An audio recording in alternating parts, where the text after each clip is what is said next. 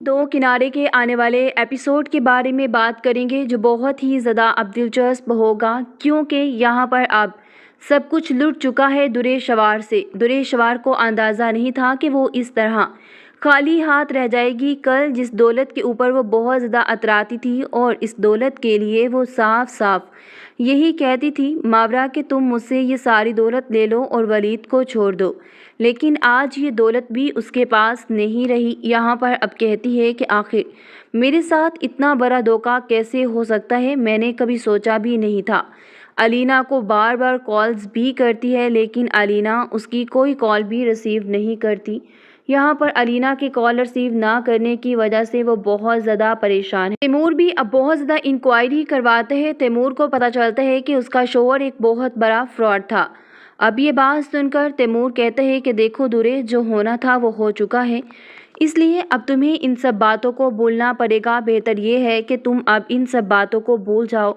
یہ بات سن کر کہتی ہے کہ آخر کیا ہو گیا ہے آپ کو تیمور بھائی، آپ کیسی باتیں کر رہے ہیں، میں آخر کیسے بھول سکتی ہوں؟ میری زندگی کی ساری جمع پونجی وہ لے کر اڑ گئی۔ تبھی فاطمہ پاس کھڑی بولتی ہے اور کہتی ہے کیا تم نے ہمیں پوچھ کر یہ انویسٹمنٹ کی تھی؟ کر کے ہی تو ہمیں تم نے بتایا تھا۔ یہ بات سن کر کہتی ہے کہ ہاں امی، آپ بھی طنز کر لیجئے، میں جانتی ہوں کہ میرے اوپر برا وقت آیا ہے تو یقیناً اب اپنے ہی تو طنز کریں گے۔ یہ بات سن کر اس کی ماں اسے سمجھاتی ہے اور کہتی ہے کہ دیکھو جو ہاتھ سے وقت گزر گیا ہے وہ واپس کبھی بھی نہیں آئے گا، اس لیے درے شوار میں تمہیں ایک بات ہی کہتی ہوں کہ اپنی لائف کی طرف فوکس کرو، بہتر ہوگا۔ یہ بات سننے کے بعد کہتی ہے کہ ٹھیک ہے، پھر میں اپنی زندگی کی طرف فوکس کرتی ہوں۔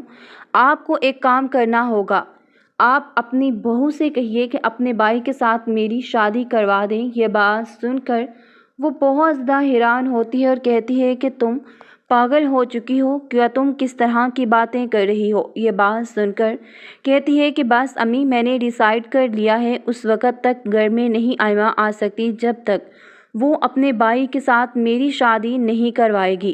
یہ بات تو اب تیمور کے لیے بھی کافی حیرت انگیز تھی اور کہتا ہے کہ تم درے جانتی بھی ہو تم کیا بات کر رہی ہو درے؟ یہ بات سن کر کہتی ہے کہ ہاں، میں یہ بات بہت اچھے طریقے سے جانتی ہوں کہ میں کیا بات کر رہی ہوں، مجھے نہیں لگتا کہ اس میں اتنا حیران ہونے والی کوئی بھی بات ہے۔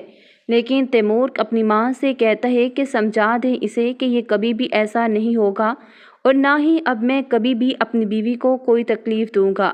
یہ بات سن کر تیمور کی ماں فاطمہ اسے بتاتی ہے اور کہتی ہے کہ آئمہ ایک بہت اچھی اور سمجھدار لڑکی ہے، لیکن میں نہیں چاہتی کہ اب کبھی بھی میرے گھر سے اسے کوئی تکلیف بھی ملے، اس لیے درے شوار تمہیں جو کرنا ہے تم کر لو، کیونکہ سب کچھ تم اپنے ہاتھوں سے برباد کر چکی ہو۔ یہ بات سن کر کہتی ہے کہ اگر آپ لوگ میرا ساتھ نہیں دیں گے تو آخر کون دے گا؟ اکیلی رہ چکی ہوں، کیا آپ لوگ مجھے اب اکیلا چھوڑ دیں گے؟ یہاں پر اب تیمور اسے کہتا ہے کہ تمہاری ضد بے جا ہے، میں تمہارے لیے کوئی اچھا سا رشتہ ڈھونڈتا ہوں تاکہ تمہاری شادی کر سکوں۔ ہو سکتا ہے کہ یہاں پر درے شوار کی اب تیسری شادی بھی ہمیں دکھائی جائے۔